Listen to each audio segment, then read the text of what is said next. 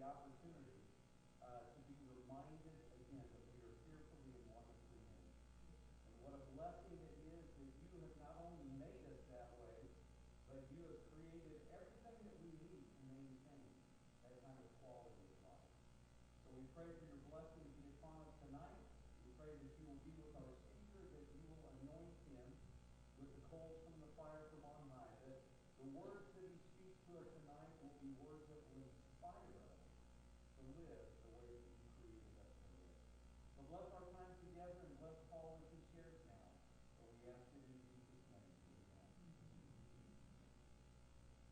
Amen. Bless Paul as he shares now. Didn't scare you away, Sabbath, huh?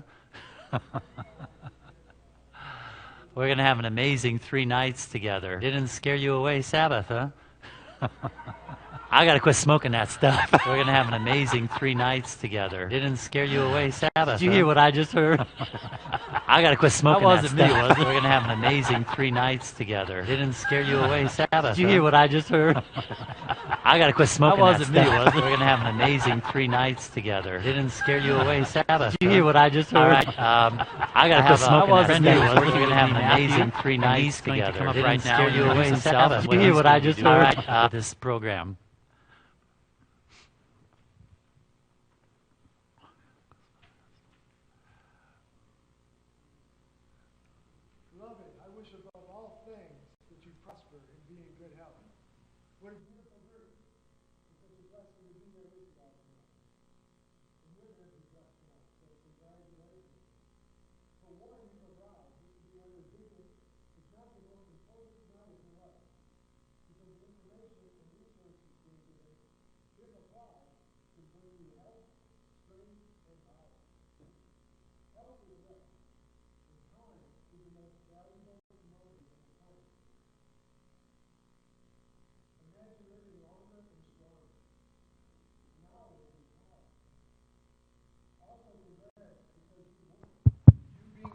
Means you're a winner.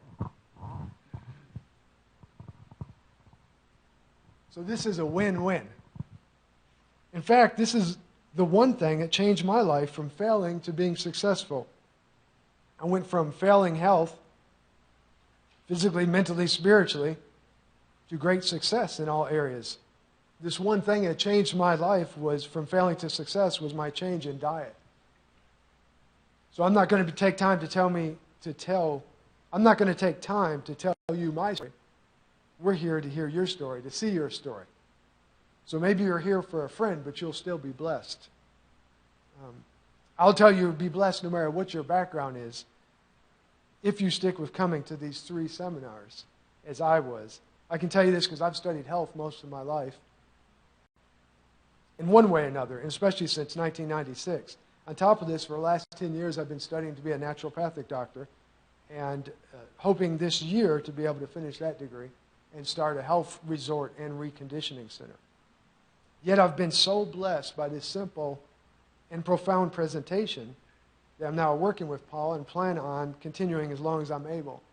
Paul's been to 45 countries, and when he goes to speak, often they ask him to stay longer.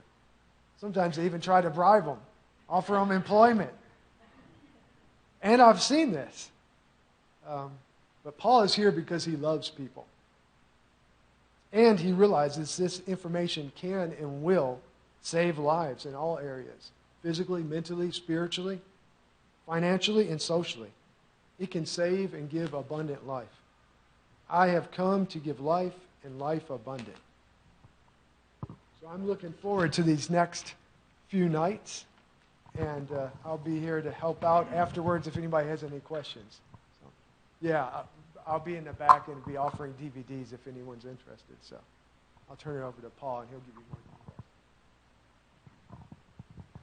Thank you, Matthew. We'll have DVDs out there available.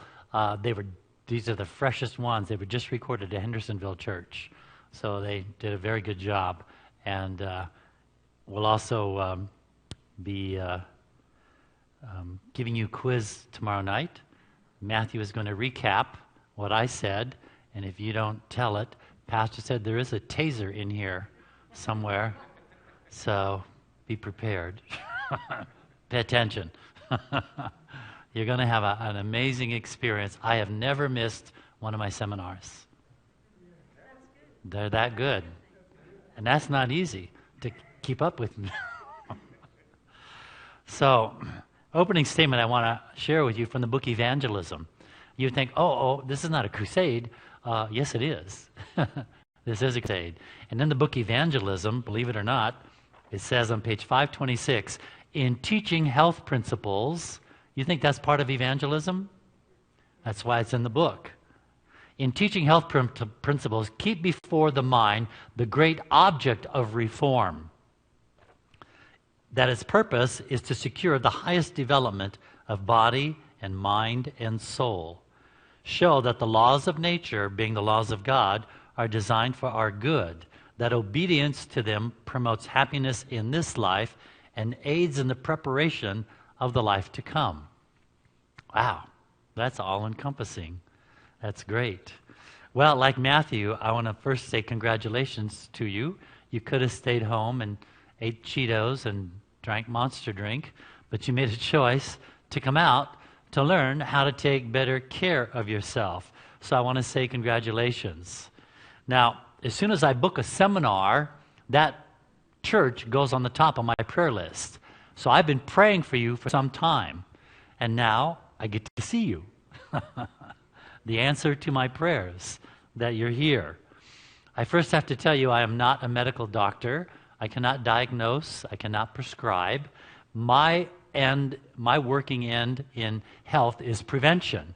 But once something happens, I don't have a lot of training in that area.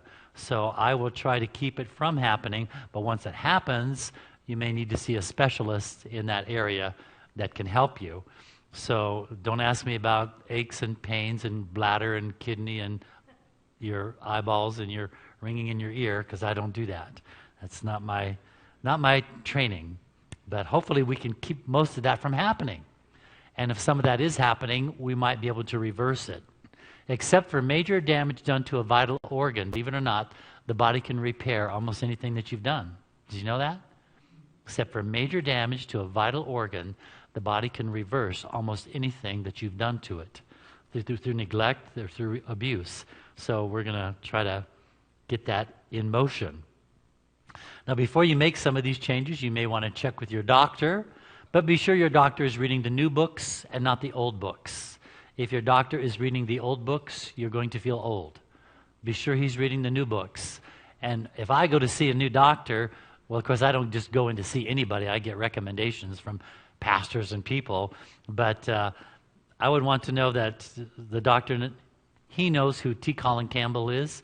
He knows who the Ornish brothers are, who Dr. Neil Nedley is, Dr.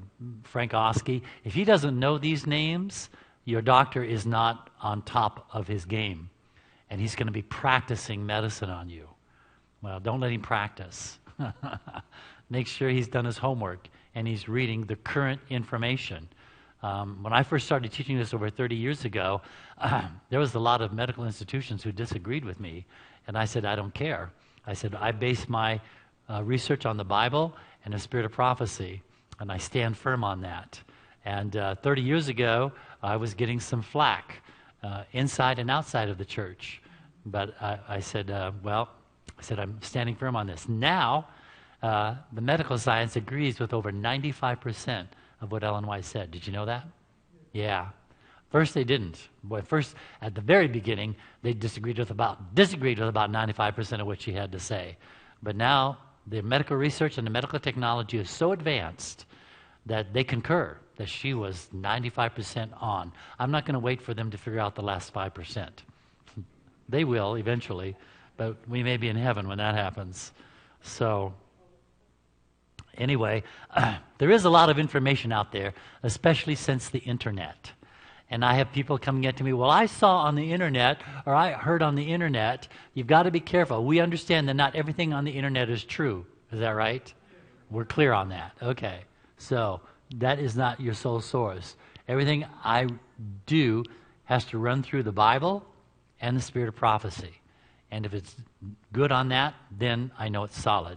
So be careful about the internet. Some of that information is corporately sponsored or politically endorsed. And so it may not be the truth. Someone is looking to make money or power off of that information, and you suffer the result. So be careful what you're getting in on the internet or in the library or other places, because it may not be your best interest. It's their best interest. They're trying to make money. So be careful. You'll find some glowing report about chocolate, but if you do some research, you'll find out it was sponsored by the Hershey or the Nestle Corporation, right? They're not going to tell you there's 19 poisons in chocolate, one of which is theobromine, which goes right to your nervous system, plus the caffeine. So be careful. Make sure you get the whole story. And we'll seek to do that over these next 3 nights. Now, you may not agree with everything I say these 3 nights, and that's okay. You don't have to agree with me. But if you don't, give me your documents. Show me your proof. Because if it's valid, I'll use it. I'll use it. I'm a seeker of truth. And so I will measure it up against the Bible, the spirit of prophecy, and if it's in alignment, we're good to go. I'm excited. Many times a year, I'm sitting just where you are. I go to symposiums, I go to seminars, I'm watching programs on YouTube, I'm getting books at the library, because medical books are about $100. So I get them at the library, and then I make sure there's no pen in my hand. Otherwise, I'll start marking. So anyway, I'm learning myself.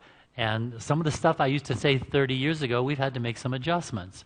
Like we used to tell people to use margarine because there's no cholesterol. But then when we found out about the hydrogenated fats, we said, well, maybe the margarine is not quite so good. But, the worst of 2 evils, at least there's no cholesterol in the margarine. There's no diseases from the margarine like there could be in the butter from the animal. We'll talk about that more tomorrow night. So I do not use fear, guilt, or shame in my lectures. Well, maybe a little fear, but I'm not going to tell you, you have to do this, you've got to quit this, I'm going to simply give you the information. You get to decide what you want to do. And what I want you to do over the next 3 nights is pay attention to something that you feel like you're ready to do, okay? You may not be ready to go to bed earlier, or you may not be ready to go walking, for 15 minutes, but maybe you can drink an extra glass of water a day. Maybe you can have a salad once a week, but find something that you're comfortable and you're ready for, and then start doing it. Because once you start doing something that's in line with God's plan, I believe 2 things would happen. First of all, within about a month, your body is going to let you know that it likes the new change. And secondly, you've given God permission to push the devil out of your life because you're coming down the straight and narrow path. Amen? So you've given God permission, and your body is going to respond to something that's introduced to it that's going to improve it, mentally, physically, or spiritually, because we're dealing with all 3 areas. You can't do 1 or 2 and leave anything out, because if any one of these are left out, you will suffer. And we're told that 90% of the illnesses that we suffer from start right here in the mind. Did you know that? Yeah, we use a big word now called psychosomatic, but it just means it starts in your brain. And so she said, if we can get that straightened out, you won't have to suffer 90% of the illnesses that you will incur in your lifetime. 90%. Wipe them out. Gone. Because you got your head straight. Yeah. So that's what we're going to be doing. Now, I'll tell you that my family and my relatives, they smoke, they drink, they eat whatever doesn't eat them. I still love them. And whatever your choices are after this seminar, you will always be my friend. And remember, there's nothing you can do to make God love you more. There's nothing you will ever do to make God love you less. God's love for you is not based on your performance. His love for you is based on who He is. He is love. All right? And His love for you will never change. The problem comes in is your love for Him will change by the choices you make. So we want to make those choices that will empower our love toward Him. So, in this seminar, we're going to show you things that are good. And for some people, that's a huge step because they're so deep into bad. Okay? But we're going to show you things that are good, and that's a stepping point. But we don't want to leave you there. We also want to, after you're experiencing some good and you want some more, we're going to show you things that are better. And then we want to go, the third step is where God wants us, and what is that? Best. There you go. So that will be our challenge, whether we're talking about mental, physical, or spiritual things. We want to get you to improving. Now, I don't have a screen anywhere to see. I'm going to have to turn around. No, we're going to. Oh, okay. We thought you could do this by memory, but. Yeah. Well, as much broccoli as I eat, the eyes are still up here. They're not behind my head.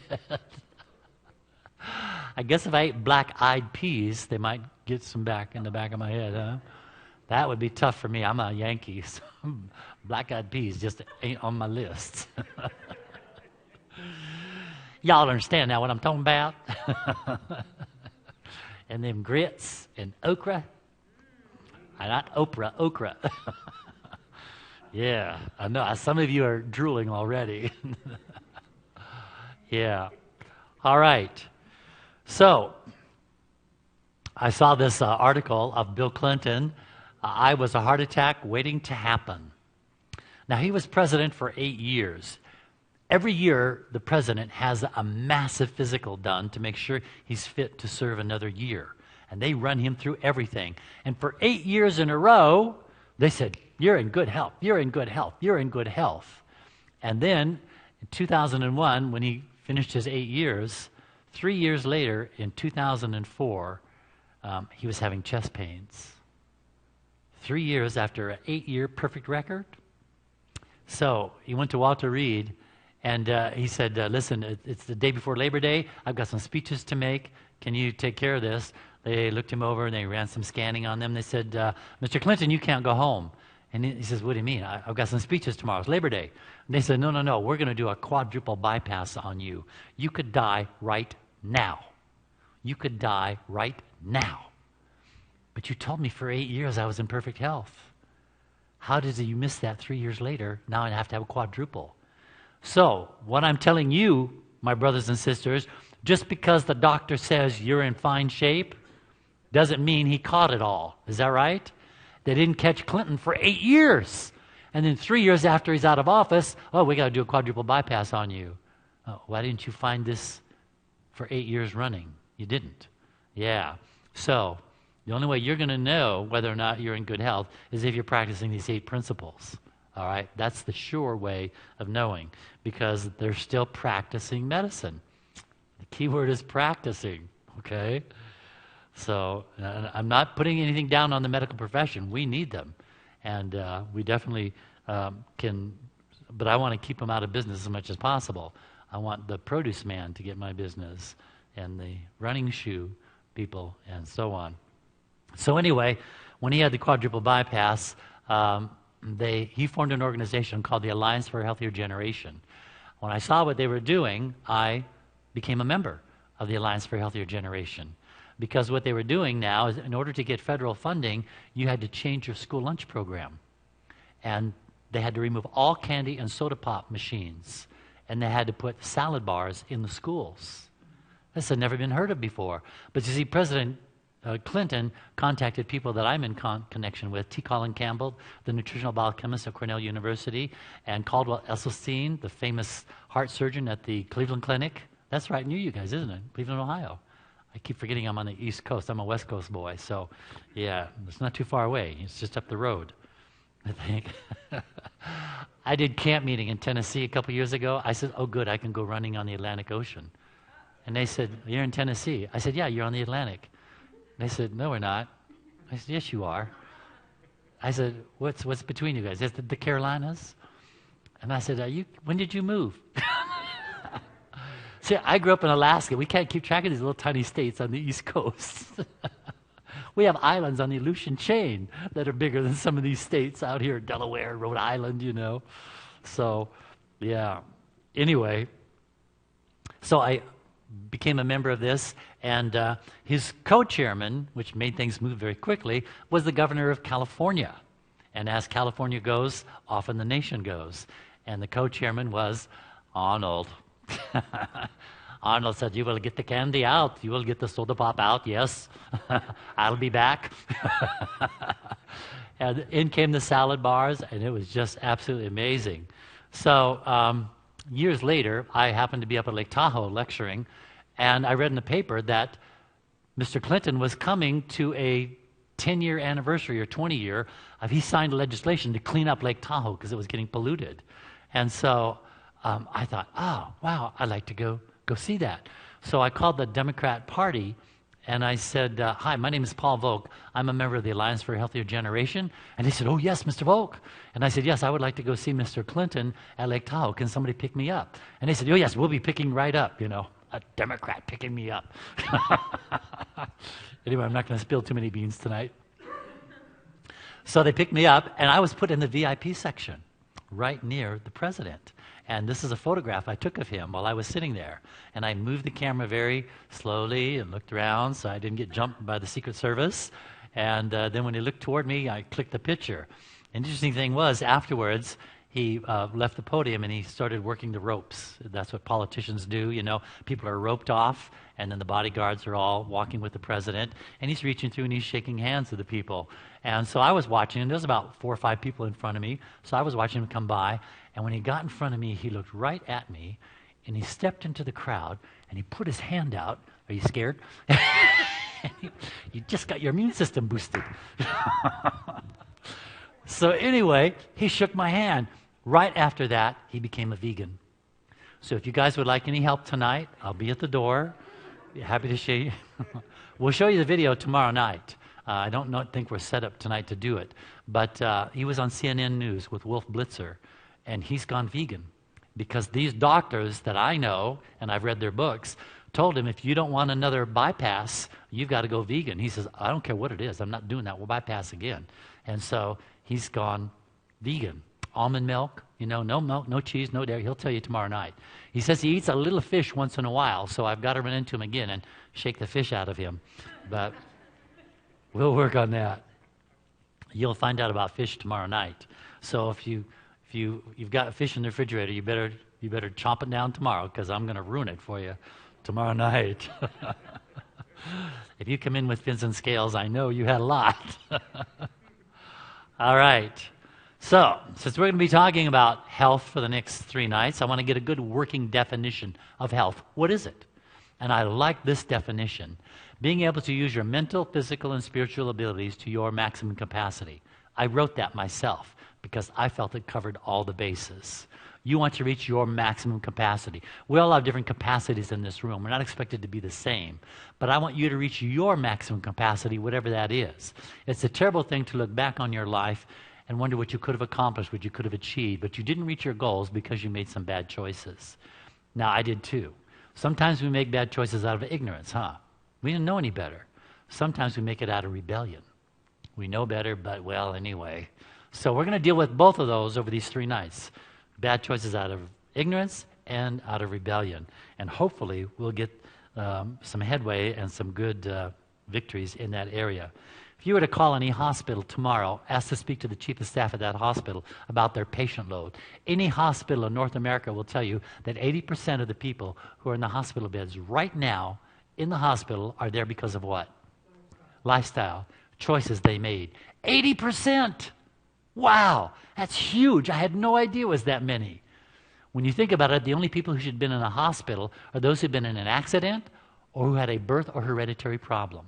The rest of us have no business being in the hospital. But 80% of us are there because of the way we lived, the choices we made. We're suffering the consequences. If you were to talk to a pathologist who determined causes of death, they will tell you that 70% of the cadavers they examined died prematurely from their lifestyle. How many of you have family and friends who are already dead because of their lifestyle? Let me see your hands. Yeah, I think almost everybody here, myself included. I have loved ones, I have family who should still be here. They should still be getting more out of life. They should still be giving more into life. But because of their lifestyle choices, they died prematurely. Well, I don't want that to happen to anybody here. And it doesn't have to happen. It doesn't. And we're going to take you step by step to see how we can do that. Ecclesiastes, who wrote that book? The wisest man who ever lived. He said in Ecclesiastes chapter 7, verse 17, an interesting question. Why would you die before your time? Wow. Interesting question. But apparently we are dying before our time, aren't we? So he's saying, why? Why would you do this? Well, we're going to deal with that. Yes. So we're going to introduce you to 8 doctors. You don't need any medical program from the government to follow these 8 doctors. They cost you very little but time. And most of you know what these 8 doctors are. It's found in the 2 words Newstart. What is N for? And E. Okay, W. S. First T. Temperance. A. R. And the last T. Trust in God. Now, trusting in God is the most important. If you leave out trusting in God, do you have a new start? What do you have? A new star. That's right. And you're going to burn out. You could become Mr. Atlas with those, but you become Mr. Ashes without trusting in God. Now, after trusting in God, which one do you think is the most needed?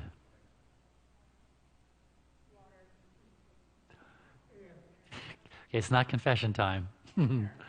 I'll tell you what's the next most needed. The next most needed in your life is the one that you're not doing. Whichever one you leave out may send you to the hospital.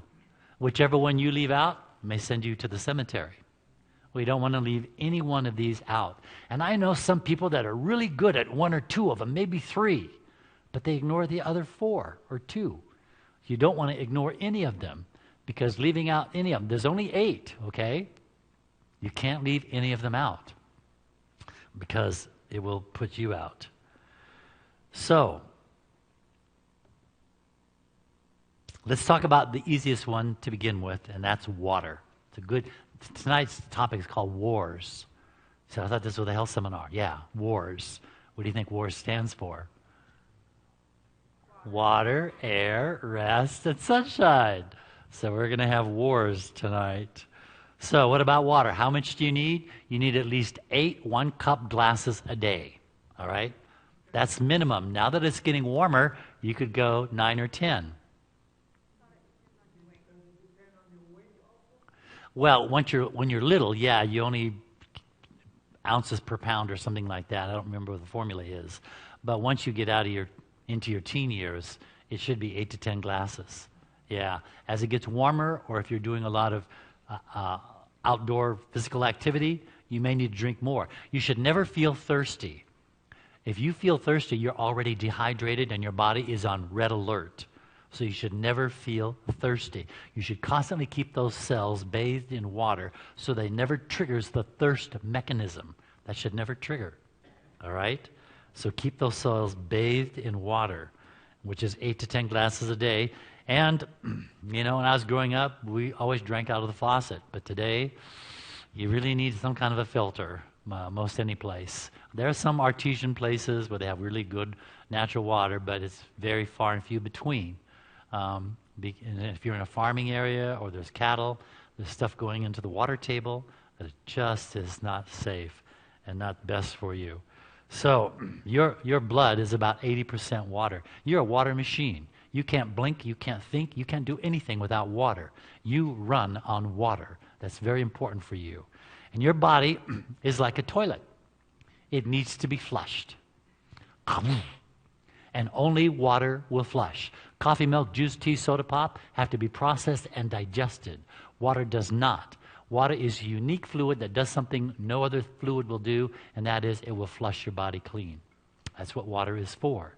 So you can't say, oh, well, I drink 3 cups of coffee and I have 5 Cokes a day. Is that enough? No, you didn't have any water. You didn't get flushed. Okay? So, get that one. Easiest test you can do, when you first get up in the morning, you'll notice your urine is a yellow to orange color, and it will have an odor. And that's because of everything that built up overnight while you were sleeping. So, first thing in the morning, I drink about 2 glasses of water. Not the way Coca-Cola teaches you to drink, chugging it upside down. This is a very fine, delicate piece of machinery. You need to treat it kindly if you want it to treat you well. So take 10 or 15 minutes to drink your 2 glasses of water a day. And throughout the day, your urine should be clear and odorless by noon if you're drinking enough water. That's the litmus test. Then you know you're on the right track. It's clear and odorless by noon. That should help you. So, remember we said good, better, best? Okay. So for some people, it's going to be good if you drink 3 glasses of water a day. My mother, the nurse, says, I don't like water. Water's for washing. And I said, that's right, Mom, and you need to wash the inside of that body. And water is the only thing that washes. So anyway, it's better if you stop drinking 30 minutes before the meal so that the digestive acids will build up and they'll be ready for the food to come. And then don't drink anything for about an hour and a half after, so it's got time to process the food before the liquids come in. Because when liquids come in, what do liquids do? They dilute. That's what liquids do. They dilute. You don't want them to dilute your digestive acids. You want them full strength so the body can extrapolate all the nutrients out of the food. But if you're drinking with your meal, then what happens is you flush the nutrients out and you have a well-fed toilet but a poorly nourished body. And I know you're guilty of this because I get my lecture from watching you at potlucks. Eating too fast, eating too much, too many combinations, drinking with your meal. My lecture's right there, just looking at you. It's really easy. So, and then of course, best is not to drink at all with your meal. And if you have to drink with the meal, 4 ounces is the most. A little juice glass, because once you go over 4 ounces, that's when serious dilution begins. So 4 ounces or less is the goal that you want to do that. Now, we've talked about water on the inside of the body. We need to talk about water on the outside of the body. The skin is the largest organ of the body. I know that sounds strange. We think that's not a kidney, a liver, a lung. No, it's really, medically, it's listed as an organ because it functions as an organ. We just think we just got to keep it young and beautiful. No, that's not the goal of the skin. The skin is to keep you temperature controlled, keep you hydrated, and to keep the body removing toxins. But if the skin is not clean and healthy, it can't do its job, and the other organs have to do overtime to try to take care of the toxins because the skin wasn't put to work. So that means you need to learn how to take a healthy shower, and most people don't do that. To take a healthy shower, you need to do 4 things to be sure that the skin is getting good and clean.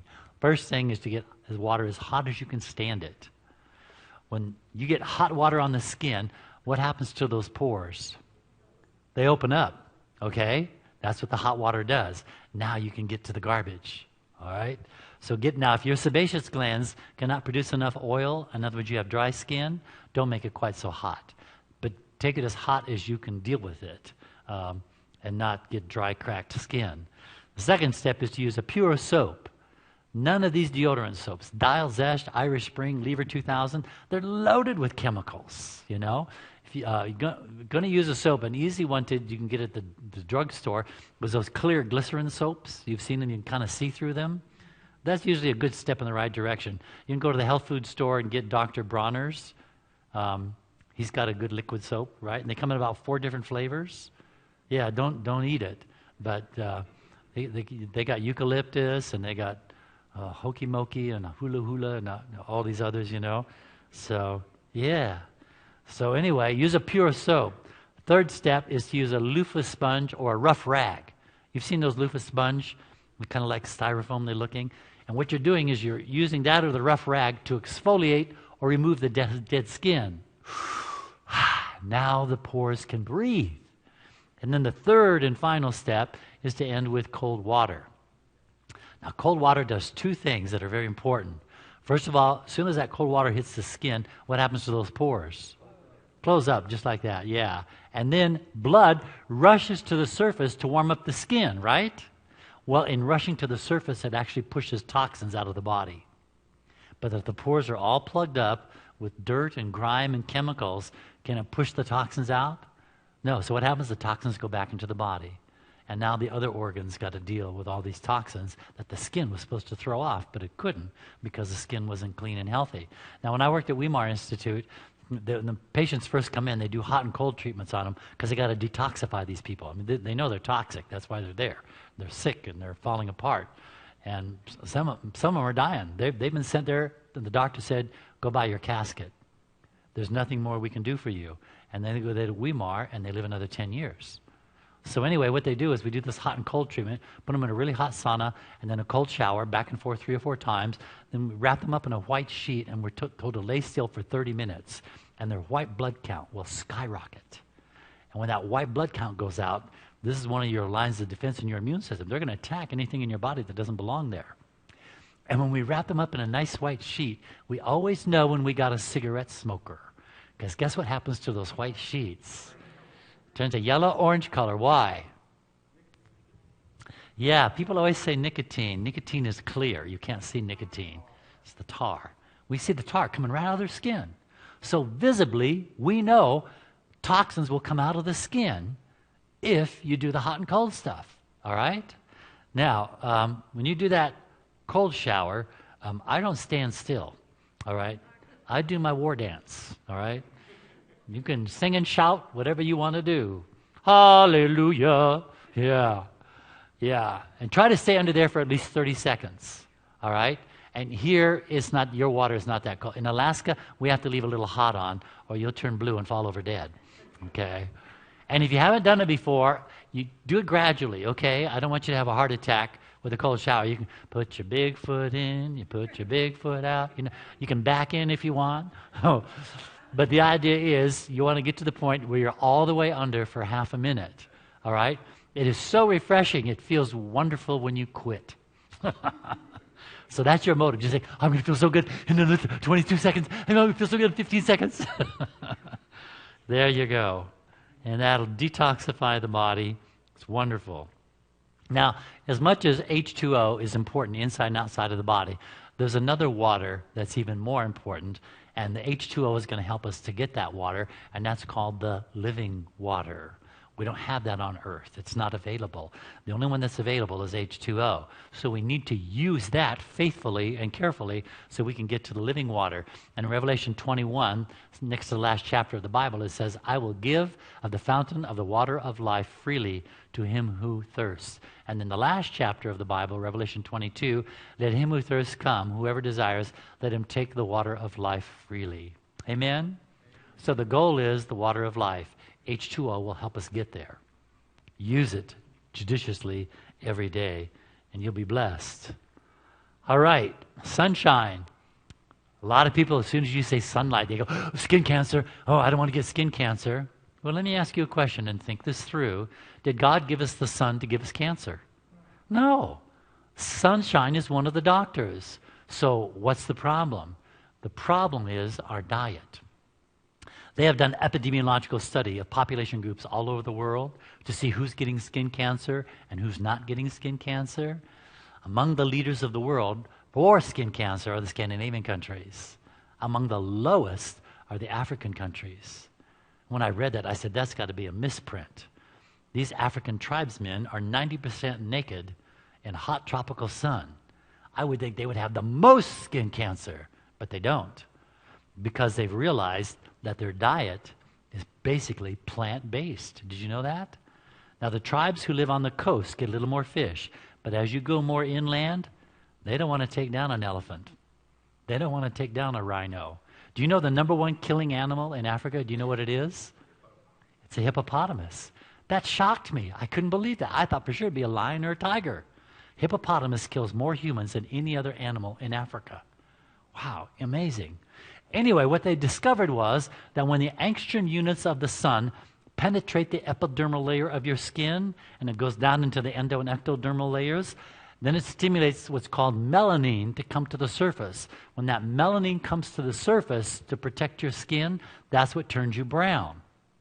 If there is animal fat in your diet, that reaction with the melanin can cause cancer. It does not react to vegetable fat. There's no reaction. Which makes sense. God gave us a vegetarian diet in the Garden of Eden, and the sunlight was fine. But when man decided he didn't want to follow God's plan, and we'll talk about that more tomorrow night, so hold your thoughts and questions. But when we went to the animal diet, sin multiplies itself. And when that animal fat started getting into our skin, that's when we started getting skin cancer. Not before. Interesting. So, we've got to make sure we're not creating a domino effect in our system. One thing will lead to another and to another. That works for good and for bad. Okay? So let's do the dominoes that are going for the good, not for the bad. So, there are some precautions about sunlight. You need to be careful about the noon sun, depending on where you are from the equator. Most North Americans are vitamin D deficient because they're too far north to get vitamin D. And it's highly recommended that you take a vitamin D supplement. You can always have a blood panel done. You have to pay extra for D. I don't know why. That should have always been included in a blood panel because people are deficient in D. But anyway, have a blood panel done if you're not sure. Usually what I do, because I live in Alaska, after Christmas I leave. Ho, ho, ho. January, February, March, I either set up lectures in the Caribbean or the South Pacific. And I stay gone for 3 months.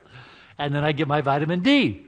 And then I can go back to Alaska. I'm not a polar bear. I'm not supposed to live there all year round. Yeah. Okay.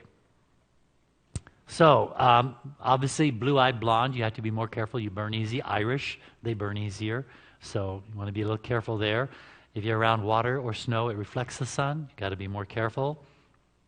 And again, that summertime, from around 10, 11 o'clock, you want to be careful until about 2 or 3 o'clock in the afternoon. That's when you go grocery shopping, do your laundry, do your house cleaning, and that's what I do, you know. But in Alaska, you can stay out almost all year round because we're so far up north that the sun is not quite as dangerous or damaging. How much time do you need in the sun?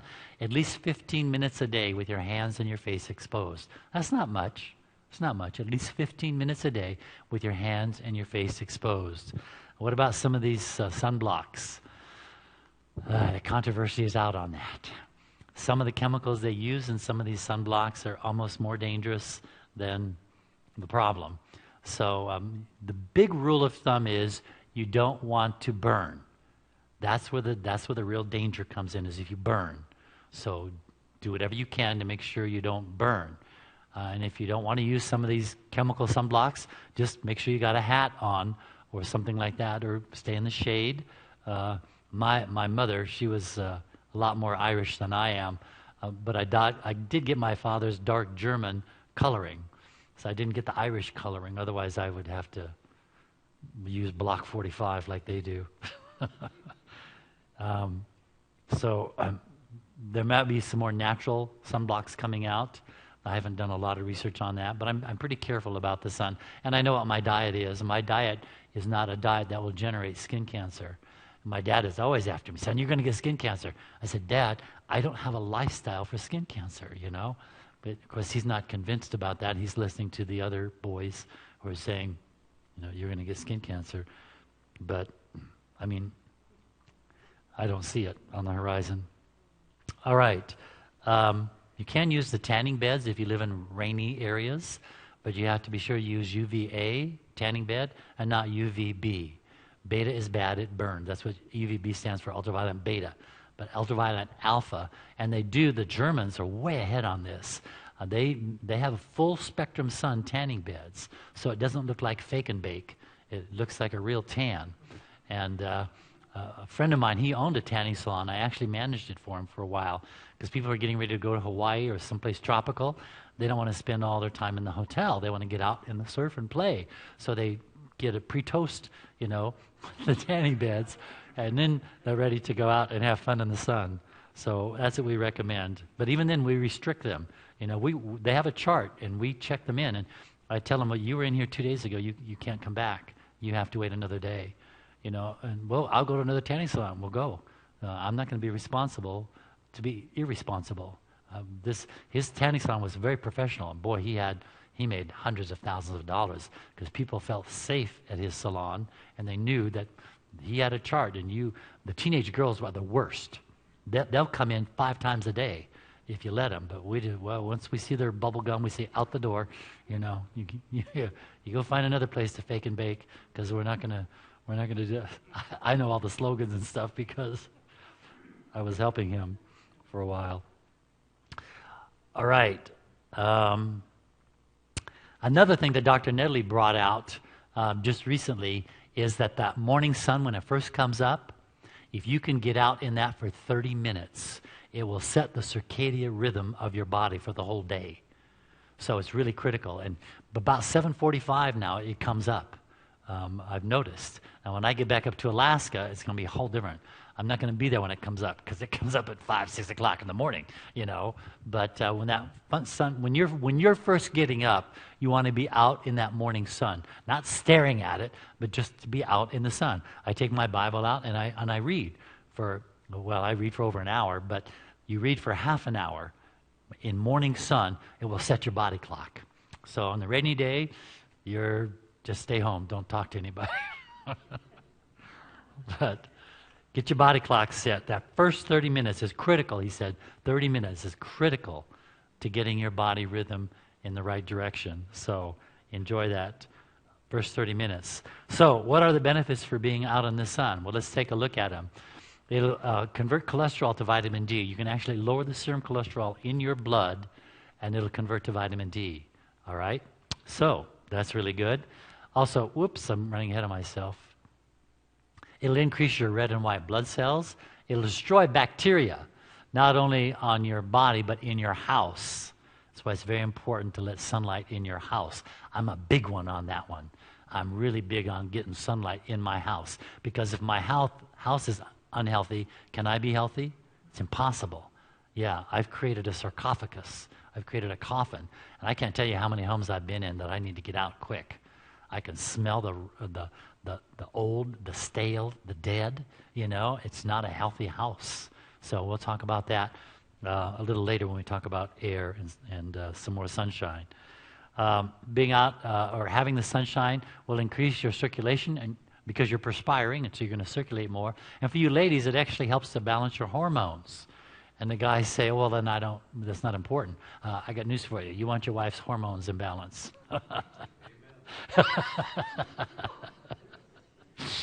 Yes. Gentlemen, that's for you. It's not for the ladies. That's for you. All right. Up in Alaska, I actually have one of these happy lights. They're not cheap. They're over $100. But this is God's temple, and it's worth it. So I have to plug it in the morning. You got one of those too? Plug it in the morning, and I read my Bible. It has to be at an angle on the side. You don't put it in front of you. You put it on the side, and for, I think it's an hour. It's been so long since I've used one because I haven't had to. But I leave it plugged in, and that will help me to get the benefits from real sun. So get it inside your house, sunlight, and keep trees, bushes away from the house so the sunlight can get in. And I'm quoting Ellen White to you guys. This is not stuff I made up. The reason I was able to get the lectures the way that I have them is because I read all of her books on health. There's about 6 of them. She only wrote one. Did you know that? The only health book she wrote is Ministry of Healing. All the others are compilations. The book Christian Temperance and Bible Hygiene, the book Temperance, the book Counsels on Health, and Counsels on Diets and Food. Those are all compilations. But what I did was I sat down with a red marker, and whenever she would use a superlative, like this must always, or you should never, or this is needed, got the red dot, and it went on my lecture. That's how I built my lecture. I built my lecture from hers. But I don't use the superlative words because some people can't handle it. So I can say, you must never close that bedroom door. I say, it's better not to. But I was ready. Hit me, hit me, hit me. Sister White beat me up pretty good. But I wanted it. I was ready. I said, okay, well, that's what we do. You can either do it the easy way or the hard way. Isn't that right? I did it the hard way the first 23 years of my life. I know what the hard way is. Once I found out the easy way, I said, I'm in. Let's do it the easy way from now on. Let's stop doing it the hard way. And you will suffer the consequences, mentally, physically, or spiritually, if you try to do it the hard way. You will suffer. People say, I got away with it. Chocolate cake doesn't bother me. My dad smoked for 40 years. On and on they go and go. And I love to say what Dr. Phil says. And how's that working for you? Yeah. Okay. So, sunlight in the house. And in the wintertime, I have yellow light bulbs, and at 8 o'clock at night, I turn off all the white lights in my house, and I turn on the bug lights, because those yellow lights will help relax the mind. That's right, it's the dimmer switch for you to get ready to go to sleep. And so people are really amazed. They come to my house. If they come up to my house after 8 o'clock, they'll come and say, "You got yellow lights on." I said, "That's right, I'm going to bed in an hour, so you got 15 more minutes." And then they'll sit there and they'll visit me for about 10 minutes. And I said, "And now you see how these yellow lights are?" And they go, "Yeah, watch when I turn on the white lights." And as soon as I turn on the white lights, they go, "Oh!" And I said, "Yeah, you see? You're like the frog in the boiling water. You didn't realize it until I switched it back to the white lights." And they go like this. It's startling. So these yellow lights are hard to find now because they've made them into a halogen light. And it is so bright, you have to put your underwear over it to calm it down. Okay, socks. Clean underwear over the light to dim it down because it's just too bright. It's like a spotlight. But I was able to find some old yellow bug lights. You know, those are the ones. I treasure these guys. I don't loan them out to anybody. And, you know, we got a couple of halogens if you want them, because I got to figure out what to do with them. They're too bright now, and you can't buy the $2 ones. You have to buy these $15 halogen because it's big business. You know, they didn't make any money off a $2 bug light. So I've got to quit moving here. What time is it? We're already 8 o'clock. Yeah, until you fall asleep. What's that? Oh, I see. Okay. Well, how many of you brought your pillows? Get away from the window, Eutychus. No, we don't do that. All right, so what does the Bible have to say about light? In John chapter 12, it says, "Walk while you have the light." This is not the sunlight, is it? This is not the Thomas Edison light.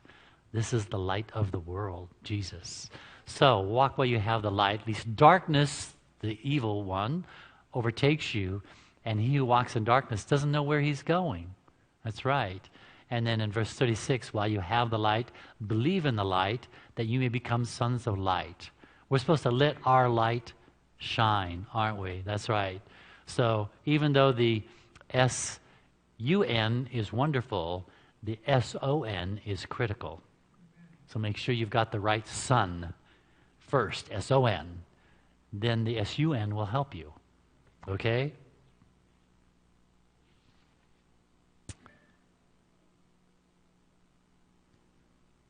So, air.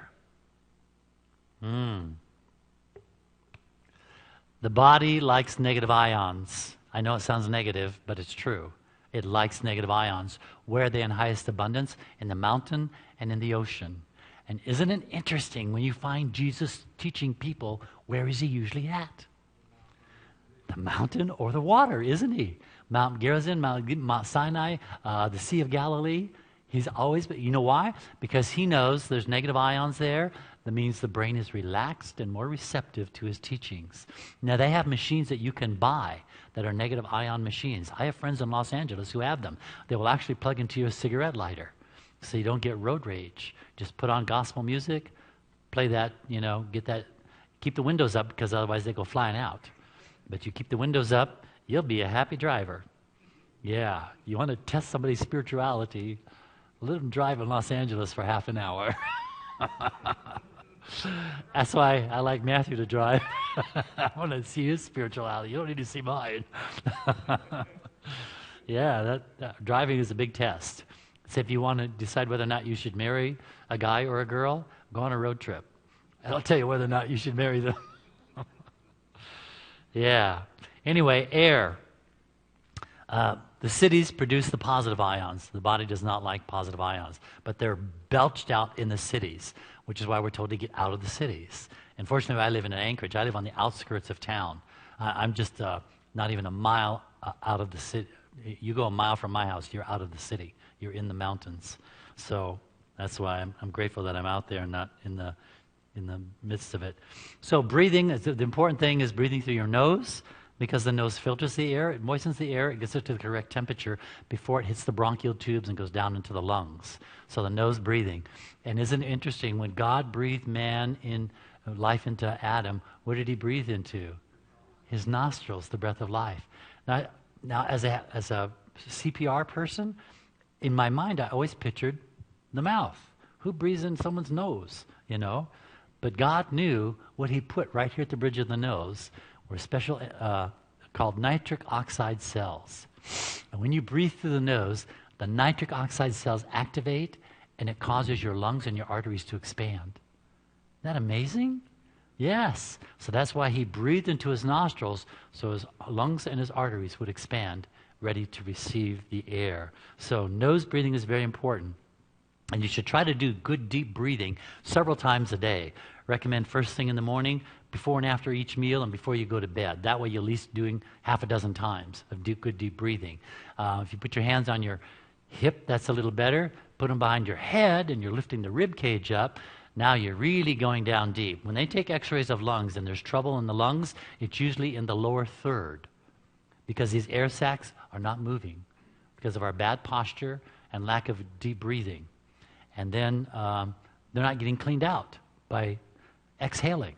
That's what you inhale and exhale, you're cleaning the garbage out. So that's why it's very important to try to practice good deep breathing. And NASA discovered that there are 3 plants that if you put them in your bedroom, it will supply more oxygen than any other plants, and it will remove more toxins than any other plants. Those 3 plants are the spider plant, the philodendron, and the golden pathos. So if you're going to have plants in your bedroom, spider, philodendron, and golden pathos, that will put more oxygen in the room and remove more toxins. So you should try to get to bed by about 9 o'clock, because when it gets dark out, the brain releases a cortisone chemical to put you to sleep. That's why you get tired. I couldn't figure that out as a kid. I asked my mom, I don't want to go to sleep. How come I'm getting tired? And she goes, well, because you're just getting tired. They didn't know much back in the 50s, but I said, well, I don't want to go to sleep, but I'm tired. I want to play all night. Yeah, you're going to do that as a teenager. Don't start now. So anyway, the 9 o'clock is a good time to get to bed. 10 o'clock is getting a little worse. 11 o'clock is getting much more dangerous. By midnight, the chemical to put you to sleep is gone. Have you heard when people are staying up late, they go, I just got my second wind. No, you didn't. The chemical to put you to sleep is gone. And now you got to go find that little green butterfly to come in and put you to sleep. Lunesta, somebody like that. You can tell who watches TV and who doesn't. Anyway, yeah, getting to bed by 9 o'clock, 9:30, that's my goal, is to do that so that I can wake up in the morning. I really like being up about 5 in the morning. That's when I like it, so I can have my time alone with God before the day starts rolling. If you need to take a nap in the afternoon, there's nothing wrong with taking a nap. Not a 2-hour siesta like my friends south of the border have. That's not good. Okay, but a little 15, 30-minute nap. Not too late in the day, otherwise it will prevent you from sleeping at the right time. So if you can't get a nap in by 4 o'clock, I suggest you just let it go and don't do it. But, and again, a short nap. Make the evening as calm as possible. Don't be watching the evening news. That's just a report on what the devil is doing all day long. And as you behold, you will become changed. I keep telling my friends, stop watching the news. Stop it. My friends on Facebook, they're just saying, man, I just hate this. Did you know did you hear what happened, I said, no, I didn't. And if you would keep your mouth shut, I wouldn't know at all. So I don't want to hear this stuff. So I used to watch news just twice a week. I would watch it on Monday to find out what happened over the weekend, and then I would watch it on Thursday to happen during the week. But I'm finding I'm watching it even less, because watching all that stuff releases a chemical in your brain called the negative endorphin. When that was terrible. They shouldn't do that. What are they thinking? What do they mean they're not going to build this? What do you. Yeah, negative endorphins come out. They can make you sick. They can actually kill you. So I don't know why they died. Well, maybe they were watching the evening news every night. And now that you've got these news channels, you can watch news 24 hours. Oh, that's not good. That's not good. And I've had women come and tell me, they said, my husband is a newsaholic. He just thrives on that news.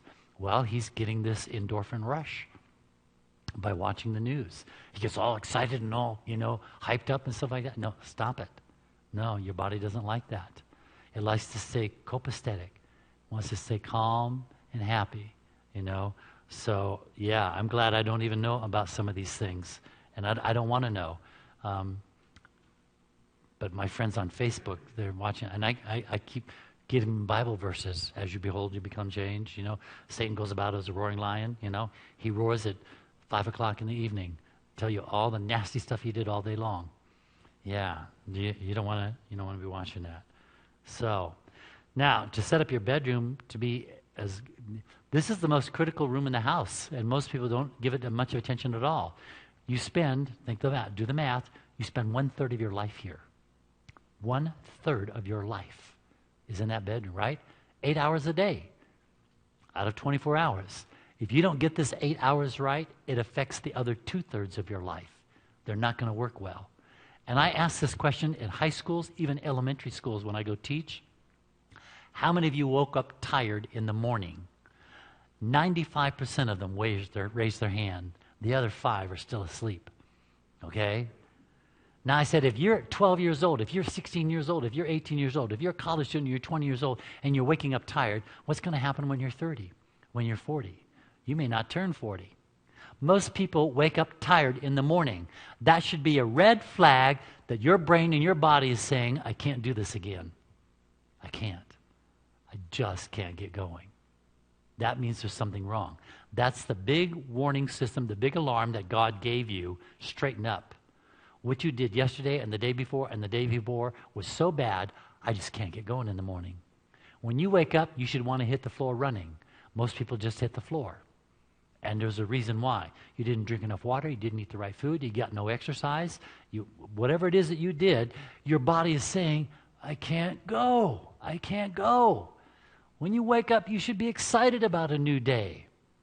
But most people are not. It's, is it 7:30 already? Yeah. So we got to nail this one. We got to get the sleep right. If you get the sleep right, the other 2/3 are going to be so much nicer. Now, I do need to talk about something real quick here, and that's snacking. Do we have any snackaholics here tonight? Okay. We need a duct tape for this lady and this guy. The easiest cure for snacking is just a little roll of duct tape. Just when you get the urge, just slap it on there, and you won't snack because you can't. That's the first time I ever said that. I just came up with that. But since I got an assistant here, Mr. Duct Tape, he'll come and see you. Just call him up. I'm ready for a snack. I'm right here. Don't move. Anyway, what happens is when you snack is you cause the food to rot in the previous meal.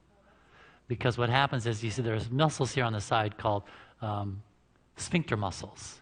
And when you eat a meal, it holds it here. This is the second stage of digestion. You know where the first stage of digestion is, isn't it? Right here.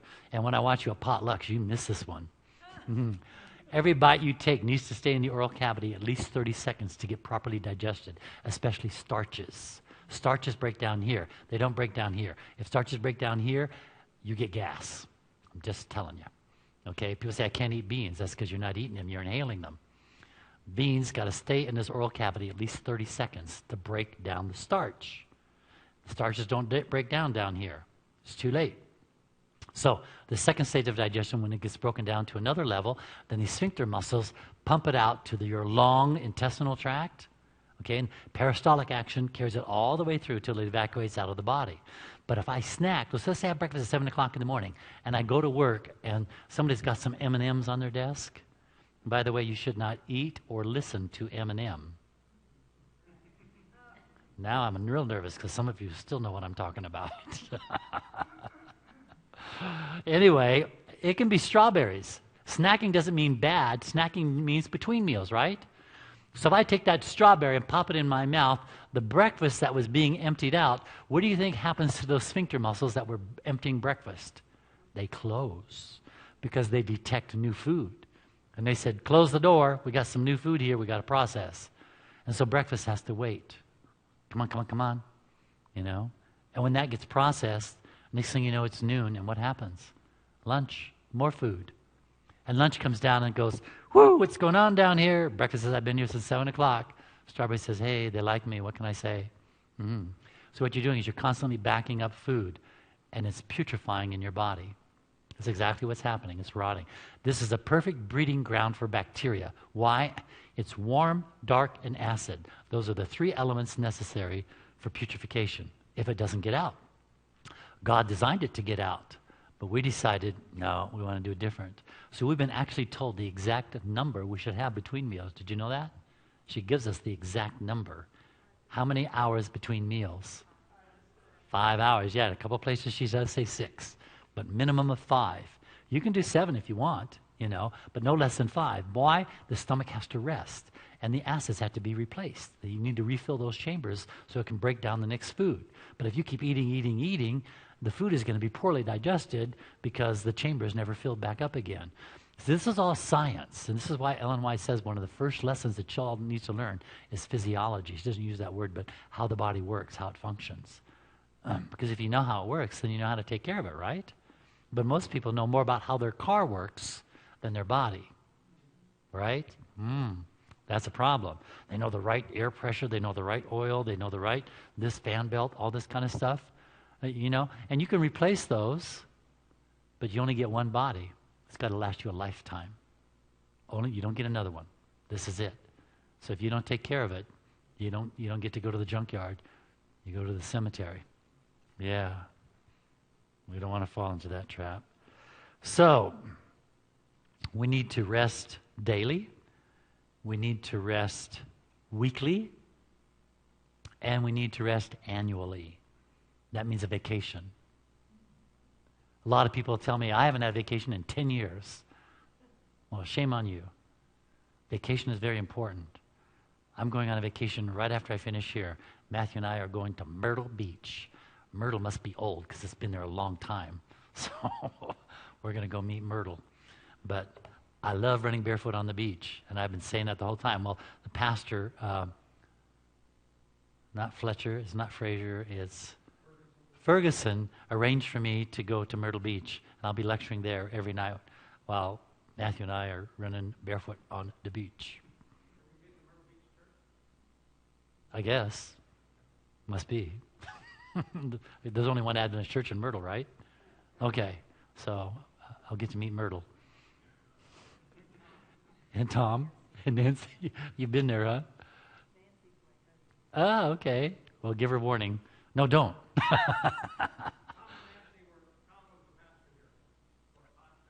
Oh, Tom Hughes. Yeah, that's who I've been working with. Yeah. He said that we'll either get a church member or we'll put you up in a hotel. And I said, I don't mind. Sheraton, Hilton, either one, they're fine. It's going to be Super 8.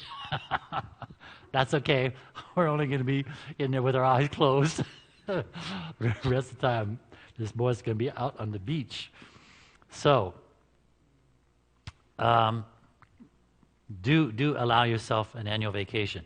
You know, they've never talked to a businessman on his deathbed saying, I wish I'd gone to the office more. You know what they say on their deathbed? I wish I'd have taken a few more vacations, smelled a few more roses, taken a few more walks. Yeah, don't wait till it's too late, you know. Take those vacations, take those breaks. I build my vacation in my travels. You know, if I'm going to a place, I'll either come a week early or I'll stay a week late so that I can do things and enjoy seeing them. And I mean, when I was in Europe, I climbed the Eiffel Tower. You're allowed to do that. I was in New York, I climbed the Statue of Liberty inside. Used to be, you can't do it now, but you could walk through the head. People don't realize how big that is. But that crown, you can walk right through it and look out. New York Harbor, right in her crown.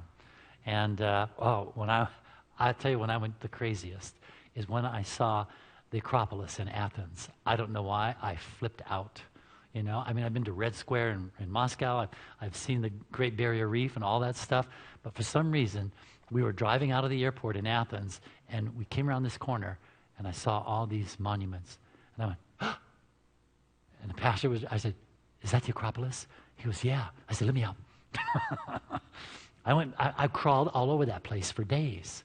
I just couldn't believe I was seeing all of these things that I'd seen in books, That just somehow clicked my clock. And I was so excited to be able to see the Colosseums and stuff like that. It was amazing. And they have concerts there at night. It's really beautiful. They have colored lights, and you can go to an orchestra night, which I did, and be right there. And I climbed Mars Hill. They actually know where it's at, Mars Hill. And I climbed up, and there were people all over the place like ants, on that hill. But I didn't care. I got to the top of that hill, and I said in front of everybody, Lord, here's another paw for you. Do what you want to do. So this paw was on Mars Hill. That was exciting. All right. Now this next story I'm going to tell you, Dr. Brzee from the General Conference, he told me I have to tell this on the opening night. It's my potato chip story. And I said, no, that's food night is the second night, not the first night. And he says, no, you need to tell the potato chip story the opening night because people need to see you have struggles and weaknesses also. So, Dr. Brzee, here's the potato chip story. I had not eaten potato chips for years. And those aren't yellow lights. So, anyway, I had not eaten potato chips for years. And we had this guy from France come to visit, and he loved American potato chips. And so I went and I got him a bag of potato chips.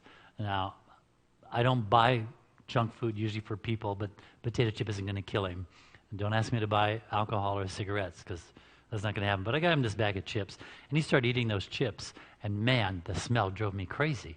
Boy, my memory brains and my olfactories were going, and I finished off the bag of potato chips, and I couldn't stop eating potato. I went right back into the pig pen. And you say, oh, big deal, potato chip. Well, it's a big deal whenever you're doing something you know God told you not to, and he already given you the victory, and you go back to it. It's a big deal. I don't care if it's potato chips or heroin. Doesn't matter. Both of these are rebellion. Yeah, we tend to go, well, it's only potato chips. No. It's rebellion. You gotta make sure you label it correctly. It's not just that it's just potato chips. So anyway, I finally ate some potato chips late at night, and I ate the whole bag. What are you laughing at? So when I finished that bag, I couldn't realize, it was 9 o'clock at night, and I reached in and the bag was empty. I couldn't believe that. That's how sin is. You just get so involved, you don't even realize what's going on. So I finished that bag, and I said, Lord, this has got to stop. And he says, now you're ready. See, was the problem ever God for me to quit? No, the problem was me. Now, I want you to listen very carefully to what the Lord told me. He said, Paul, you and I are doing so many amazing things together. You eat a huge salad every day. You love running barefoot out to this is when I lived in Port Townsend, Washington. I was the director of the Better Living Center for 9 years. And I would go running barefoot out to the lighthouse. And people would cheer and scream and yell because they called me the barefoot runner. Some people called me Mr. Granola also. So those are all good nicknames.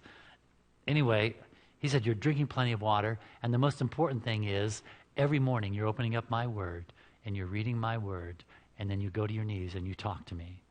And he says, as long as you're doing that, quit focusing on what the devil is bothering you with. Okay? Now, I don't know what the devil is bothering you with, but I know it's something because we're on planet Earth. But if you keep focusing and thinking about the wrongs that you're doing, you're going to miss all the wonderful things you and God are doing.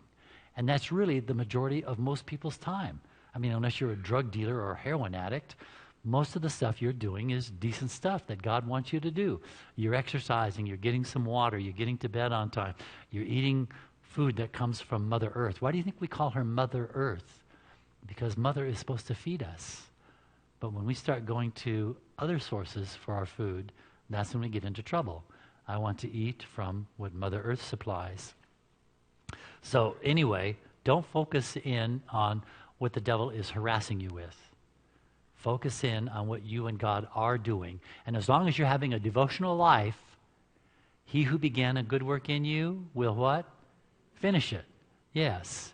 You may not be done watching pornography. You may not be done with chocolate cake. You may not be done with beer, whatever it is. But as long as you're seeking a devotional life with God, and doing the things that you have made a choice to do, he'll finish the work. But you got to keep coming to him, which we'll talk about on the last night. As long as you're doing that, it's going to be fine. Now, I know a lot of people will complain, and they'll say, "Oh, I don't have enough time." And the reason we don't have enough time is because we're wasting a lot of time. Did you know that? They have whole seminars that you can go to. They're very expensive, called time management seminars, to teach you how to manage your time. And you've got to manage your time well. And for me, what was eating up a lot of my time, and what's still doing it today, is I watch too much television. You could say Tuesday night, 8 o'clock, I could tell you what I watched, because I knew. I mean, I would wake up Tuesday morning and say, oh, tonight I'm going to watch this and this and this. Was I living life or watching it? I was watching it. And today, these kids in these boxes, are they living life? No, they're not. They're watching it. I can't tell you how sad it makes me feel when I walk on a high school campus and I see none of the students laughing, having fun, doing things together. They're all dead quiet with their head bent over like this. And I'm going, you guys have no idea how amazing my high school years, and you'll never have that experience. My high school years were wonderful. Going to the proms, going to the games, doing things together, being on the pep club, all this fun stuff. You'll never forget it. That's why we have reunions, is because we want to go back and we want to touch that one more time. I've been to my 10, my 20, my 30, my 40, and my 50-year reunion. And that is sacred ground. Nothing will take the place of my reunions. I would not go anywhere else than when I find out the date, that is set in concrete, because I want to go back and continue to witness to my classmates about Jesus so that they'll be ready. So, anyway, yeah. Not enough time. Busy, busy, busy. We're busy chasing after money. We want power. We want attention. All of these things. And Jeremiah warned us about this. Jeremiah is known as what prophet in the Bible? What was his nickname? The weeping prophet. You know what? I left my Bible out in the truck. Can you go get it? It's in the back seat, the blue one. I don't think, no, mine's not, that's not marked like mine. I may have locked it. I don't think so. I usually don't. Anyway, Jeremiah is known as the weeping prophet. Why was he known? What was he weeping about? Yeah, the sins and the foolishness of God's people. Isn't that right? You try reading the book of Jeremiah all the way through. I get about 3/4 of the way and say, that's enough. It's enough. You know? Jeremiah is constantly going to the Lord. People say, all right, we'll behave. And then they go right back to it again. If Jeremiah goes to the Lord, they go right back to it again. I mean, it's like a ping pong match, you know, boom, boom, boom, boom. Always getting into trouble, always looking for trouble. And so Jeremiah gave us a big warning in Jeremiah chapter 9, verses 23 and 24. I can quote it to you. Actually, I can read it from one of these. I think these are all hymnals here. Okay. Jeremiah 9, 23 and 24. And he's saying, first off in Jeremiah 9:23, first words are, thus says the Lord. So are these Jeremiah's words? No, he's quoting God. That means I better pay attention. You don't see that very often in the Bible, where somebody is quoting God. But Jeremiah is quoting God. And he says here, in verse 23, thus says the Lord, let not the wise man glory in his wisdom, let not the mighty man glory in his might, let not the rich man glory in his riches. Well, isn't that exactly what we glory in? I mean, who won the Super Bowl? Who got the Oscars? Who won the Academy Awards? Oh, by the way, somebody sent me some outstanding news. I don't know if some of you caught this or not, but I can't help but share it. The Academy Awards they just had a couple of days ago.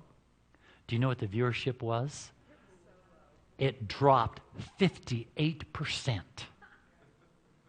Yes, there was less than 10 million people watching it. Normally it's 45 million people. It dropped down to 10. So that is a nice big message to Hollywood. We are sick and tired of your filth, your nastiness, and we're not watching you anymore. And so when they gave them the awards, these are the best we got, we went click. 58% drop. I don't know what they're going to do next year, but they're going to have to make a lot of promises and make some changes because they realize the American public says, enough. You guys are sickening. You make me vomit just like you make God vomit, right? Isn't that wonderful? That's good news you can share with your friends. Oh, your award show dropped 58%. That's huge. That's huge. And now what the advertisers are saying, we're not giving you money because nobody's watching you. Good, I hope you go off the air. Sidetrack here. So, don't be boasting about your wisdom, your might, your power, all the stuff that you think you got. I had a friend of mine who had most of this. Her name was Paula. We grew up together since we were 11 years old. Lived right across the street from each other. When we got into junior high, we became a boyfriend and girlfriend. Yeah, they call it puppy love. It's real to the puppies. But by the time we got into high school, we actually became more like brother and sister, and we were double dating. And then I transferred out to the University of Utah because I wanted to study radio and television, and they had one of the best departments in the nation. They had their own network. This was back in the 70s. And so I transferred out there, and she missed me so much that she followed me. She told her mom, I miss Paul too much. We had too much fun. And she was like, go, go, go, you know. So she went out there. And then we thought, we got to be careful because they're going to think we're dating, you know. And Paula says, oh, I know what we'll do. We'll tell them we're twins, Paul and Paula. And to this day, people at University of Utah think Paula and I were twins. We weren't twins. But we weren't Christians, and so we could lie. So anyway, she got out there, and we were just doing all kinds of crazy. She joined a sorority. I joined a fraternity. And so I was dating her sorority sisters, and she was dating my frat brothers. And this is... oh, did I already talk about this? Did I skip that? I did. Okay, this is how to make your room. Yeah, I got sidetracked. This is how to make your room healthy, okay? Has to be as dark as possible, okay? You want it quiet. You want air circulating in the room. Yeah. When I go to bed, I want to hear my hair grow. That's how quiet I want, okay? Air circulating. If you close your bedroom window and you close your bedroom door, I guarantee you'll wake up tired because the room will be oxygen depleted. You won't have any fresh oxygen in it. It's only an 8 by 10 room, most bedrooms. So I never close my bedroom door, and I promise the fire marshal to tell you that if you keep your bedroom door open, you should have a smoke alarm outside there so nothing tragic happens. But anyway, in the middle of the night when I have to do my bladder run, I open up my bedroom window, even in the wintertime. You know, it's 20 degrees out. But I want my bedroom to get a gulp of air, all right? Same thing for the house. When I first learned about this stuff, and my parents would go shopping, as soon as I saw the car disappear, I'd run around and open up all the windows and doors of the house so the house could get a gulp of air. Because if the house isn't breathing, can I breathe good air? No, all I'm breathing is exhale. That's not healthy to breathe everybody's exhale, everybody's exhaust. You want fresh air. So try to remember several times a day, just open it up. It's all it takes is 2 minutes to get an oxygen exchange. Just 2 minutes. Your fuel bill isn't going to go up $1,000, all right? Just open it up, let the house get a nice big breath of air, and now that'll last you for a while. Okay, so air circulating. You want the bed firm enough to support you, but gentle enough to be comfortable. These memory foams are really nice beds, you know. And then your pillow has to be thick enough to support your head. Most people sleep on their side, so the pillow has to be supporting the head far enough away. It can't be a flat pillow. And then covers need to be lightweight. I don't tuck them in on the side because you want plenty of freedom of movement. You're going to toss and turn about 40 times a night. You have to. If you don't, you'll get bed sores and blood pools, and those are very painful. So you tuck in the ends so your feet don't pop out, but leave it hang over on the side so you got plenty of freedom of movement while you're sleeping. So there you go. That's how to set up your bedroom to be very conducive for sleep. All right, now back to Paula and I. That's the potato chip story. I told you that one. And here's Paula.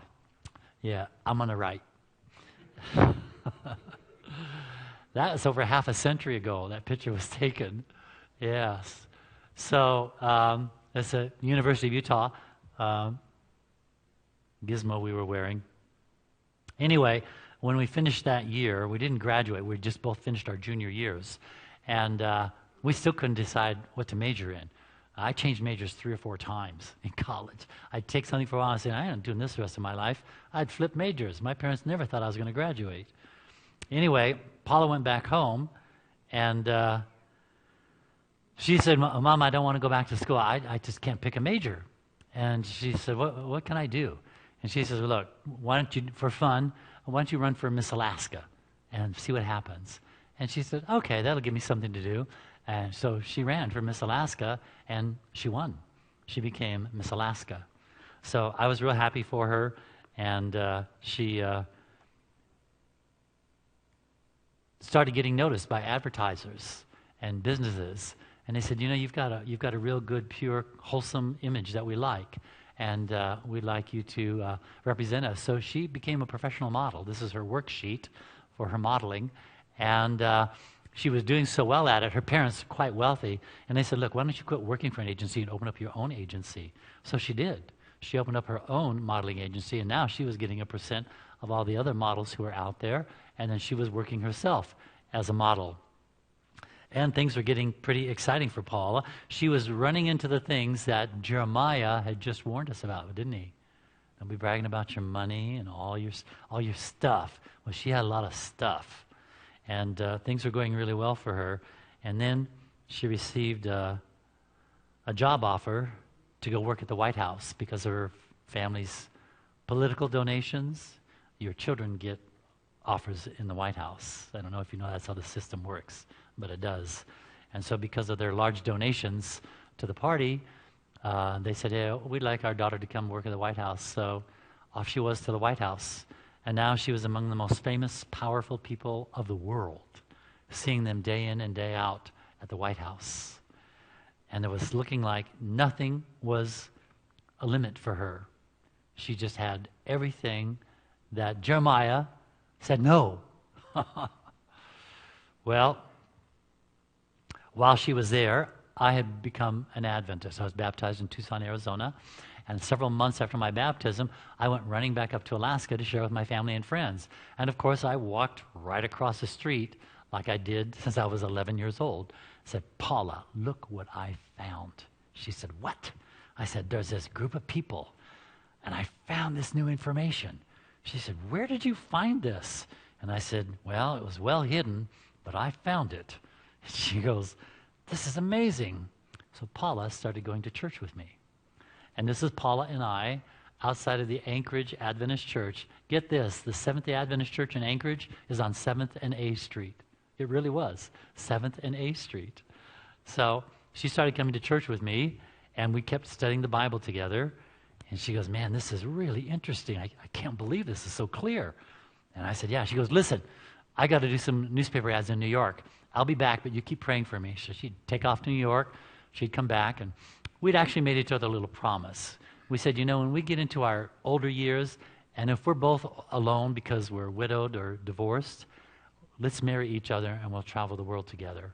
So that was our little secret, that we would never let the other one be alone in their senior years, that we would always be there if something happened.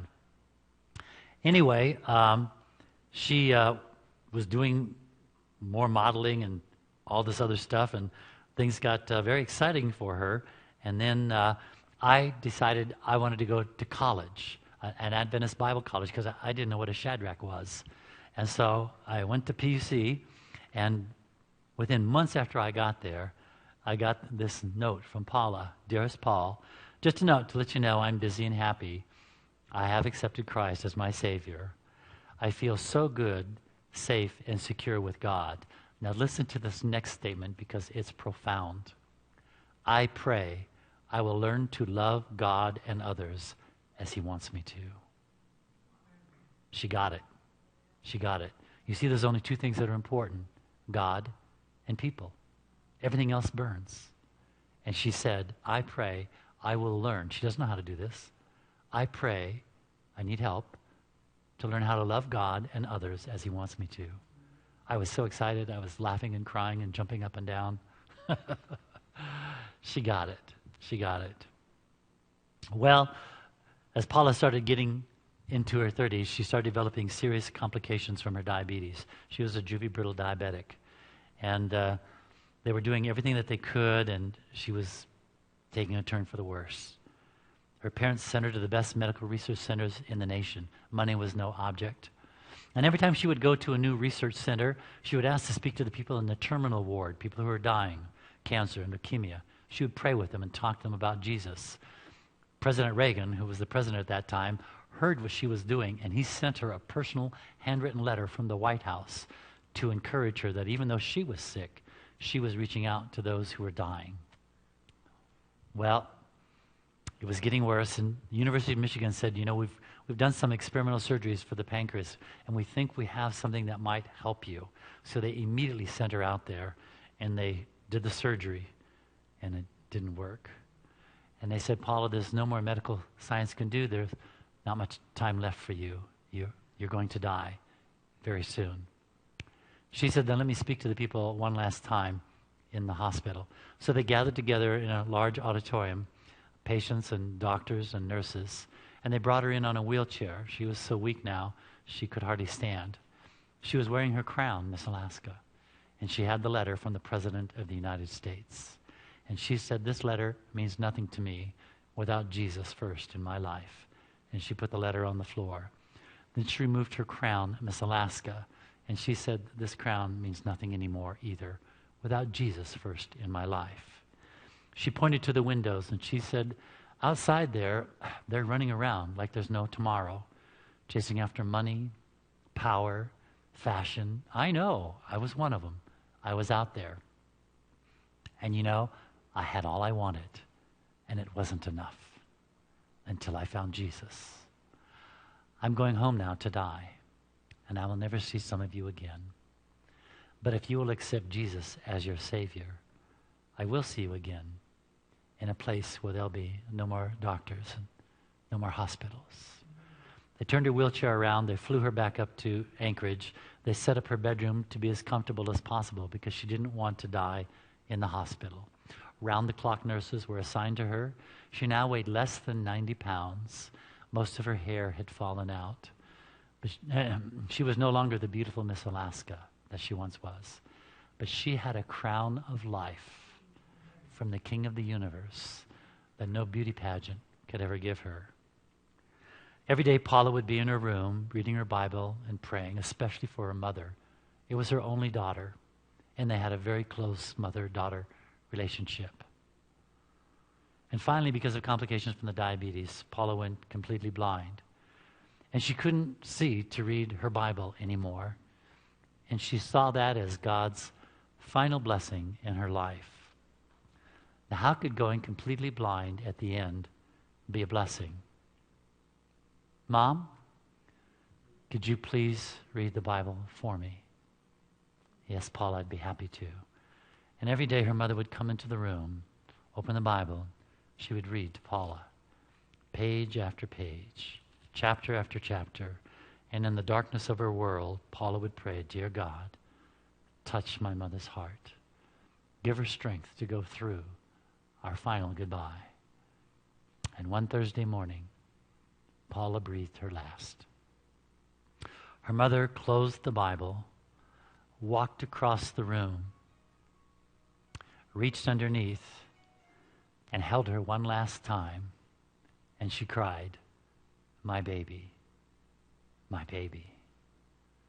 I have accepted Jesus as my Savior. And I'll see you again in the kingdom of heaven, where there'll be no more pain, no more suffering, no more goodbyes. I love you very much, and I'll see you again. And I made a promise in my heart that everywhere in the world I traveled, I would share Paula's story because she's not here to share it. So I'm letting her story live through me. And if she were here tonight, she would tell you, it's not out there. I was there, and I had all the stuff. It's knowing Jesus. And that you would pray that you would learn to love God and others as He wants you to. That's it. That's it. I'm going to close now with two scriptures. The first one, you'll know both of these stories, is in John chapter 5, the man at the Pool of Bethesda. And by the way, have you ever taken a close look at that word Bethesda? You know what it says, don't you? Be the SDA. That's what it says. Be the SDA. Anyway, a man had been there for 38 years, waiting for a miracle. And then one day, a miracle walks by. His name is Jesus. And Jesus asks this man a question. And it's a question that I'm going to ask you tonight, the opening night of the seminar. Actually, Jesus is asking you this question. And here's the question he asked this man, the same question he's going to ask you tonight. And it is, when Jesus saw him lying there and knew that he had already been in that condition a long time, he said to him, here's the question, here's your question tonight. Do you want to be made well? That's the question. Do you? Now, this man had excuses, didn't he? I don't have anybody to put me in. And if I try to get in, somebody else gets in ahead of me. Where was his focus? It was on man. It was on man. On excuses. And believe me, in the 30 years I've been teaching health seminars, I've heard a lot of excuses. Paul, I'm too tired to exercise. Do you know that's one of the reasons why you're tired? Is because you're not exercising? That causes fatigue. Yes. Paul, my wife is such a good cook. She's killing me. Well, we got 6 pages of recipes we're going to get to you. That will help. Excuses, excuses. Did Jesus accept this man's excuses? In fact, he totally ignored them. He ignored them. The next thing he said to this man, after he said, do you want to get well, is in verse 8, rise, take up your bed and walk. That was the next thing he said. Nothing came out of his mouth after he said, do you want to be well, except get up. Get up. You see, he's not asking you tonight, do you want to get well, to tease you and to taunt you. He's asking you tonight, do you want to get well, because he fully intends to give you the power to do it. That's why he's asking you. Because if you're ready, I'm here. I'm here for you, if you're ready. You say, well, how do you do it? How do you make it happen? I think the answer is found in Daniel chapter 1. You recall what happened in Daniel chapter 1. King Nebuchadnezzar had just won a big victory, and he's bringing all the spoils of war back to the palace. Plus, he's taking the royal children and the best of the best to come back for a 3-year training program. These guys had to be, it's really kind of funny, they had to be smart, they had to be strong, and you know what else it said? They had to be good looking. What a strange qualification. Anyway, 4 very special men showed up in this. These are the royal family children who were brought to the palace. Did you know that? That's what it says. They were the princes. But these 4 guys showed up. Daniel and his 3 buddies who were...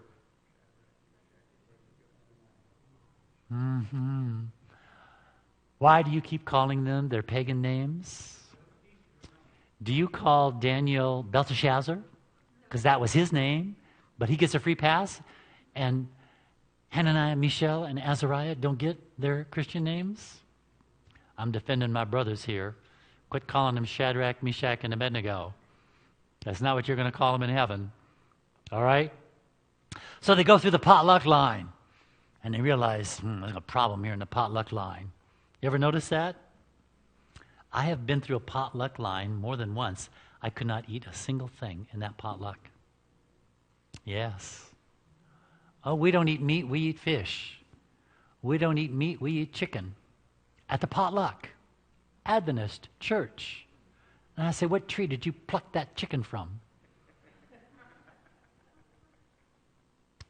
So, they said, man, we can't eat this food for 3 years. We'll be in a coma before the first year is over with. So they went to the guard, and they said, look, could we just eat vegetables and no wine, but just drink water? And the guard thought, oh no, I got a bunch of vegetarians on my hand.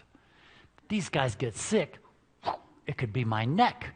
I got to take care of these guys. And Daniel said, look, why don't you give us a test? Why don't you just let us drink water and eat vegetables for 10 days and see what happens? And the guard thought, where are you going to get your B12? What about your calcium? All right, eat your plants for 10 days. At the end of 10 days, they'll be begging for a Big Mac double bacon cheeseburger. So they ate their plants and drank their water for 10 days. What happened at the end of 10 days? Well, the Bible tells us. In Daniel chapter 1, verse 15, it says, at the end of 10 days, they died. Huh? Is that what it says? No. It says at the end of 10 days, their features appeared better and fatter in flesh than all the young men who ate a portion of the king's delicacies. And the guards saying, you guys look pretty sleek. You look pretty good. Okay, go ahead and eat your plants and drink your water for the next 3 years. And so they did. At the end of 3 years, they were brought in for their final exam. And Daniel and his 3 friends, Hananiah, Mishael, and Azariah, that's right, brought him in for a final exam. And what did they find out? Look at here. In all matter of wisdom and understanding about which the king examined them, he found them 10 times better than all the magicians and astrologers who were in all his realm. I hope you caught the significance of that statement. They were not 10 times better than their classmates. They were 10 times better than the experts. That's unheard of. You ever heard of a medical doctor graduating from medical school and he's 10 times smarter than the chief of staff at the hospital where he shows up to work? Doesn't happen. How about a teacher graduating from teacher's college? She shows up at the university. She's 10 times smarter than a university professor. That doesn't happen. These guys are 10 times smarter than men who had 30, 40, 50 years experience. How did they do it? The same way you're going to do it. And the answer is found in verse 8. This is how you're going to do it. It says, but Daniel purposed in his heart, or he made up his mind, they do not defile himself for the portion of the king's delicacies or the wine which he drank. What did he do? Made up his mind. Because, my friend, once you make up your mind, you get power. Is that right? If I make up my mind to get drunk, will I get power to do that? Absolutely. If I make up my mind to stay sober, will I get power to do that? Absolutely. Make up your mind. Because once you make up your mind, one of the 2 powers will move in to help you carry out your decision. Make up your mind. Because once you make up your mind, you get power either to restore yourself or to destroy yourself. But you will get power. You will get power. Make up your mind. We'll be talking about that on the last night of the seminar, how to make up your mind. Because this is where the battle is. It's your frontal lobe. This is your decision, your reasoning, your morals is right here. And this is what Satan wants. And we're going to go into detail into getting the victory in that area. So tomorrow night, we're only doing 2 topics because they're both pretty serious. Exercise and nutrition. That's it, just 2 tomorrow night. And then the last night will be the last 2, and that's temperance and trust in God, because they tie together. Temperance and trust in God. All right. So, I did it under 9 o'clock. So, tomorrow night, we will have a sign-up table for those of you who want to order DVDs.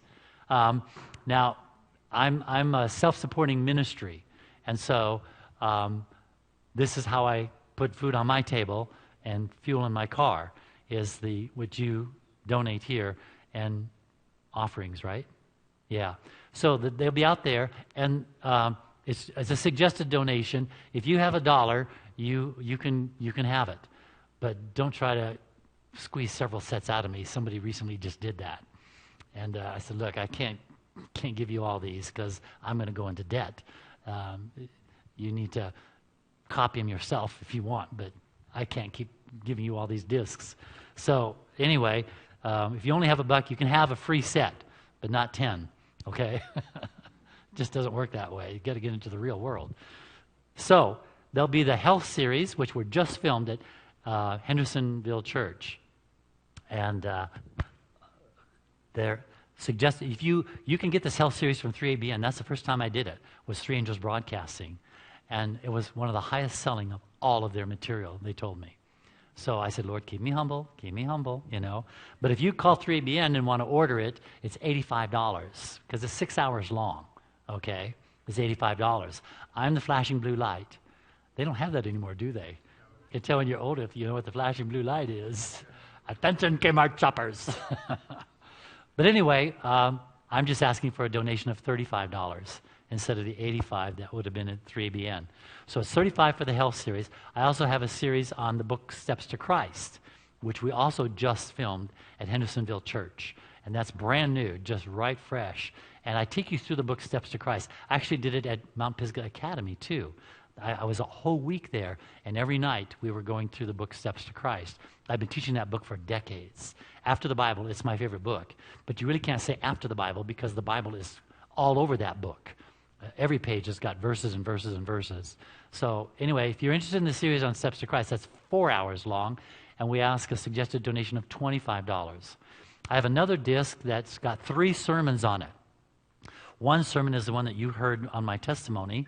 The other is called, What Time Is It? And the third sermon is called Joy. So if you're interested in those 3 sermons, they're on one disc, and I have a suggested donation of $10. And then I have another special half-hour program called When Jesus Prayed. And that When Jesus Prayed was put together by me by Little Light Studio and another recording studio. And I'll show you a clip of it another night. And it's based on Desire of Ages and how Jesus was talking to the Father. His prayer life is what you're listening to. And so it comes out of Desire of Ages. And you'll hear Jesus talking about Judas. You'll hear Jesus talking about the disciples and Jesus about the whole thing in Desire of Ages. And that's a suggested donation of $25. But we'll have all the prices right there on the table so you can figure it out. And we have a sign-up thing where you put your name down and what you're interested in, but don't put your name in what you want unless you have the money already. But I don't have a secretary, so I can't keep track of everything, who paid and who didn't, and you owe another $10 or whatever. You have to have it because I'm just too small of a ministry. I'm just me, and Matthew's jumping in to help me. So if you could have we do take checks, but I'm not set up for credit cards. But we'll have that available for you tomorrow night so that you can make good Christmas present. Shop early. Avoid the rush. Anyway, I don't have anything else that I want to share other than my closing text. And it's from 1 Thessalonians chapter 5, and then we'll have prayer. 1 Thessalonians chapter 5 and verses 23 and 24. And I just like what Paul said to these people here, and that's what I want to close with tonight. And now may the God of peace himself sanctify you completely, and may your whole spirit, soul, and body be preserved, blameless at the coming of our Lord Jesus Christ. He who calls you is faithful, who will also do it. The fact that you're here tonight tells me that God has called you. You heard the call, and you came tonight. And this verse says, he who calls you will do it. He called you. Now let's let him do it. Let's pray. Father in heaven, you're such a good God, and we want to thank you for all the wonderful, amazing things you're doing for us and for our life. And Lord, I just want to pray for each brother and sister here now as they're looking at maybe some changes in their life. And changes can be difficult, especially with the devil not wanting us to change. But we have a greater power who will help us to change. And we thank you for doing that and blessing these next 2 nights together. In Jesus' name, amen and amen. Tomorrow night, 7 o'clock.